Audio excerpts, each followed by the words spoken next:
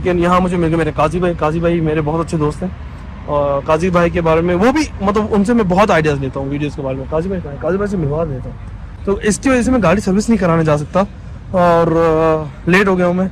तो बस ईशा की नमाज़ पढ़ूंगा फिर इंशाल्लाह दुबई के लिए निकलूंगा। ये सीन है। ये है काजी भाई, ठीक है। काजी भाई की वजह से मैं गाड़ी सर्विस कराने नहीं जा रहा क्योंकि हम मगरिब के नमाज के बाद से अभी ईशा की अजान हम अक्सर खड़े मतलब जब भी बात कर रहे होते हैं पता नहीं चलता टाइम। हमें नहीं टाइम, हम कभी 2 घंटे 2.5 घंटे 3 घंटे ये कोई दिन की बात भी चल रही होती है, दुनिया में भी चल रही होती है, तो हम उसके लिए माफी चाहते हैं। नहीं जा रहे हैं। नहीं मैं नहीं जा रहा सर्विस के लिए। अब मैं सीधे दुबई निकलूंगा। हाँ वीडियो है लेकिन यूट्यूब में आएगा ही।